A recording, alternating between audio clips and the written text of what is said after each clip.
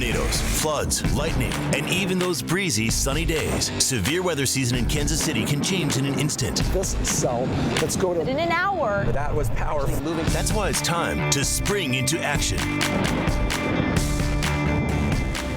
Good evening. I'm meteorologist Gary Lezak. Welcome to our Spring into Action Weather Special. Tonight, our 41 Action News weather team prepares you for the severe weather season ahead as we dive into what the spring and summer months will produce right here in our area. That includes tornadoes like this, an EF4 twister that blasted our area last May. Dozens of homes were damaged and unbelievably no lives were lost. Now, our weather team was tracking this developing storm closely. Meteorologist Gerard Jebaily here, he was up and close and personal to this thing. Yeah, this is pretty an exceptional event for the area, Gary. This is actually the biggest, most powerful tornado we have seen in 16 years. And this actually ranks in the top 3 for the all-time largest and strongest tornadoes in Kansas City history. And that includes the infamous Ruskin Heights F5 tornado back in 1957. Now, we were all forecasting a good chance for severe weather days before this occurred. And we were following this severe thunderstorm right from its birth in Storm Tracker, hours before it even got to Lawrence. And we were in perfect viewing position when it hit. Take a look. We're going to have to get on the road and out of the way here shortly, but we can tell there's got to be a very large tornado buried right in there. Let's go. All right, look at that. This is like the entire mesocyclone on the ground. And right there's a power flash. We knew there was a tornado and likely a large one, Gerard. What was it like? Yeah, even 15 minutes before this, we saw on radar something called a TDS, tornadic debris signature. That's debris being lofted in the air that we can see on radar. But this was tough to see. This is a high precipitation storm, which means there's so much rain wrapped in there. It was hard to find both edges of the tornado. You didn't know exactly how big it was. We found out later just how big it was. This is just incredible when you see that, and you're there with Chase Lucas, and that was just amazing how close you got. We got a couple other clips. Yeah, as you noticed there, we had to get on the road and move east quickly because we were about to cross the damage path, which we are right here. The tornado is coming at us at this point. We had to get ahead of it, and right here, soon enough, you'll see we come within about a quarter of a mile of the edge of the tornado. How did it feel right now? Did it feel? Oh, it was very nerve-wracking knowing we had to get in front of this thing. So we only made it ahead past the tornado. 30 seconds later, it passed right behind us. So this was a critical moment, not to mention right at this moment we got word that a tornado emergency has been issued, the highest level of a tornado alert you can have, and that is a rare thing to see even in our own careers. How strong were the wind speeds at this point, do you think? At this point where we're looking at the tornado, I would say close to EF3, if not already at EF4 strength, but there weren't many structures in the way to get hit now yet. This is looking back towards Linwood? This is looking back to the west on K10, okay. Looking back towards the south side of Lawrence. It's about to cross K10 right near behind DeSoto. us there. Okay. Yes, we're approaching Eudora soon enough. We'll be going through DeSoto here in just a moment here on the next clip. And you'll notice going through DeSoto here, well, I was very glad that the sirens were running and that a lot of people were out there taking cover from it. But look at the size of that thing behind me. We were very happy to get out of the way of this thing. And it was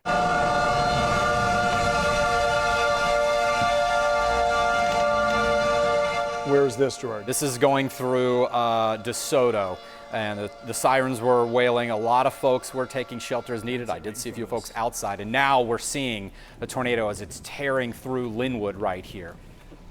And there you can see what we would call a satellite tornado around the periphery. I think you're right. It could either be a satellite or they could actually be sub-vortices, where this could be multiple little vortices inside a larger rotating tornado. There's one right there you can see.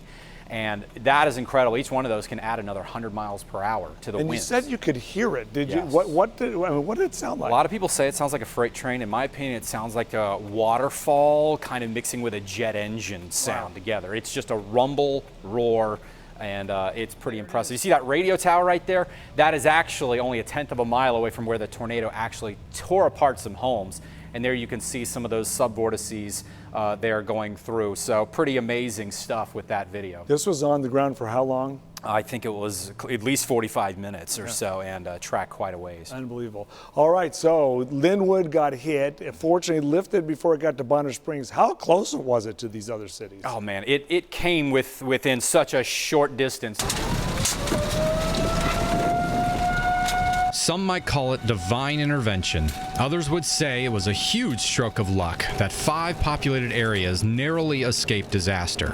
With all things considered, the track of this monster tornado couldn't have happened in a more fortunate way to spare as many communities as possible. The city of Lawrence has about 100,000 people in it, and this mobile home park behind me has about 200 units here. But it was only about a mile away or less from where that massive tornado came by. That is practically only a stone's throw away. Residents here were in the greatest of danger as homes like these offer little to no protection. Eudora is home to 6,300 people, another close-knit Kansas town that had a near miss as the tornado threaded the needle between here and Lawrence, staying mainly over rural areas. Still, many homes and buildings were hit and destroyed. As the tornado continued northeast, it crossed the Kansas River, reaching its peak strength. Only about 400 people live in Linwood, Kansas. While the tornado missed the very center of town, many homes on the outskirts, especially along and near Highway 32, took a direct hit from winds reaching 170 miles per hour. This was at the height of the tornado's power, where the worst damage happened. Incredibly, no lives were lost. The powerful EF4 tornado then took aim at Bonner Springs. The town held their breath and braced for what was about to be a direct impact. But just 1 mile outside of town, the tornado dissipated, sparing the nearly 8,000 residents from devastation. The storm then went through a regenerating phase as it crossed over KCK in the northland of Kansas City.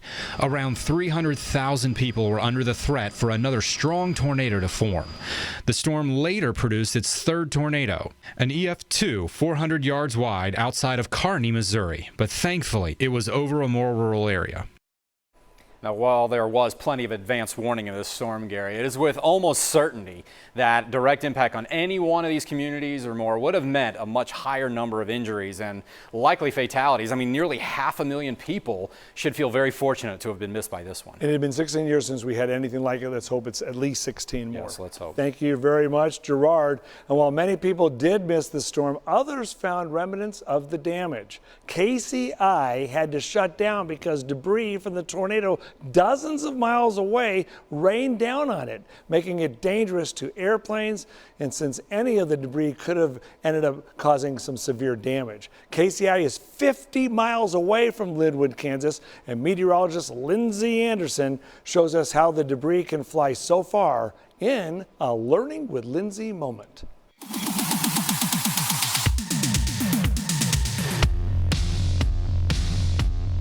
On this Learning with Lindsey, we're going to dive into why debris was found so far away from the tornado that hit Linwood, Kansas last May. That tornado was rated an EF4 that got with winds up to 170 miles per hour and at one time was 1 mile wide. That is a large area for debris to get lofted up into the cloud. And because this storm was particularly strong, the debris got really high up in the storm. Here is a cross section. This is what the cloud looks like from the inside. The base of the cloud where the tornado is located has a lot of blues and greens. That is the debris, but we can follow the path of the debris all the way up to 50,000 feet. And to put this into perspective, airplanes fly at 30,000 feet. So debris is getting lofted so high up in the cloud and in the sky that the jet stream starts to take this debris farther and farther away. This is why the debris from the storm was found 30 to even 50 miles away from Linwood, Kansas as the crow flies. So as the storm travels across the river into the Northland, we are noticing this debris falling out of the storm, falling out of the sky, and we get pictures like these from Mark Mundell in Smithville. He's got shots of styrofoam, of bamboo, paper, and even some plant products from a nursery in Linwood, Kansas. What makes this so amazing is that the storm was so strong that it allowed this debris to fall very far away from that storm in Linwood. Wow, Lindsey, that is something else. All right, one of the main weather issues from last spring could still be a problem again this spring. Flooding. Many people living near the river had to deal with this flooding from last spring and summer. In feet of water in their homes and in their fields, ruining actually many of the crops. The ground is saturated and there are breaches in the levees that have yet to be repaired. What is the major flooding risk this year? Meteorologist Jeff Penner shows us just what causes all the flooding problems. Hey, Jeff. Hey, Gary. Well, we look for the Missouri River Basin. If we're going to have flooding in Kansas City, it is what is going on upstream of Kansas City, the Missouri River Basin, Nebraska, the Dakotas, Montana, Wyoming. How much snow is on the ground at the end of the spring? How wet is the weather pattern? And over the course of this year and beginning around the 19th of October, we've had about 100 to 150% of average rainfall around here. There are spots that are quite wet, 200 to 300% of average. So yes, that can be a problem. The ground is somewhat saturated. Snow cover as of March 15th, about 2 to 10 inches, Nebraska, South Dakota, 10 to 20 inches up there. So yes, there's snow on the ground, but not nearly as much as last year. Compare it to last year at this time. 20 to 40 inches of snow, 10 to 20 inches of snow. Nebraska, 20 to 40 inches of snow from Wisconsin into the Dakotas. And then around the middle of March, a very wet storm came in. 2 to 4 inches of rain fell on top of this. It melted quickly and overwhelmed the Missouri River, and we had a big problem and all the levees breached. So as we take a look at again this year, much less snow on the ground. So even though it's wetter than average, there is snow on the ground. The threat for something like last year is lower. However, with those breached levees, that can be a problem. So the chance, a 90% chance, greater than a 90% chance for a moderate to major flood is really along the Mississippi River where there's more snow on the ground. We have a 90% chance for a minor to moderate flood, but again, assuming some of these levees get fixed. And right now, the flood advisories getting into the spring, there's a few flood warnings to our north, but most of the problems are down to the south where flash flood watches and warnings and river flood warnings. So it's the Mississippi River that's having the problem now, and hopefully we will not have to deal with as big a flooding as last year. But we'll see. The levees aren't quite fixed yet. The pattern has been active, and Gary will have a spring forecast coming up. That's right. The amount of rain will be a fascinating difference. And speaking of fascinating, it is fascinating to watch as the sky lights up with lightning bolts. But these lightning strikes can be dangerous and deadly. In another Learning with Lindsey moment, what you need to know and do when lightning fills the sky. And by using the proven LRC formula, we have put together my spring and summer predictions, what you need to do and know to prepare for the next few months on our Spring into Action weather special coming up. Spring into Action. Sponsored by Nebraska Furniture Mart. Low prices guaranteed.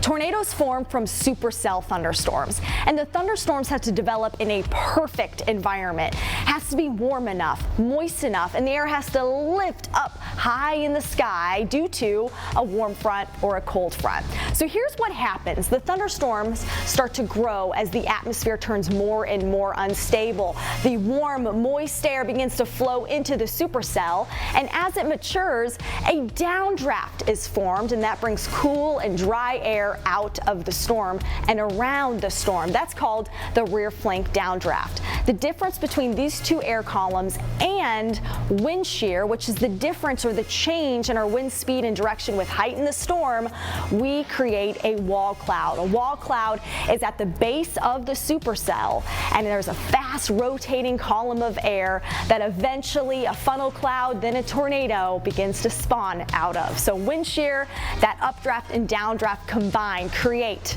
a tornado. A lot of things have to go into the formation of this storm, and scientists are still trying to learn so much more about tornado formation. Now, if you happen to be in a tornado warning, you have to know that safe place. Go into the most interior room of your house at the lowest level. And remember, be sure you have 3 ways of receiving an alert. That could be from your weather app, from the television, a NOAA weather radio, or even outdoor sirens if you're outside. Keep it right here on 41 Action News. You know we will keep you safe during severe weather season.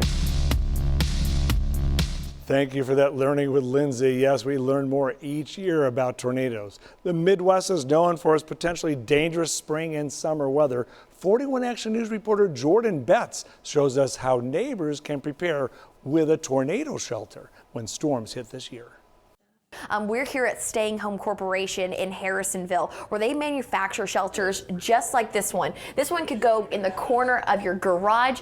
It could go in a room. It does have to be on concrete, but this thing could withstand, they said, an EF5 tornado. All it does is you take these and you would lock them down. There's 3 of them that are right here. It could withstand all that wind and all that debris. But as I was talking to people here, they said that now is the time to get a shelter. Don't wait until we're already well into tornado season. They need to invest in taking care of their family. That's my point. And even if they're by themselves, taking care of themselves. So it's just primarily for protection. It's not something you always need, but it's something that you've got to plan ahead in the event of storm season. Now, the president of Staying Home Corporation told me this really interesting tidbit. Say you get a shelter just like this one. Call your local fire department. Tell them that you do have a shelter, where exactly it is, and where the GPS coordination is, because when something like that happens, say your house gets taken out, there's no street signs, they'll know exactly where to find you because you've alerted them that you do have a shelter. In Harrisonville, Jordan Betts, 41 Action News. Thank you, Jordan. The spring and summer months are here, so what can we expect? I will show you in our spring forecast next.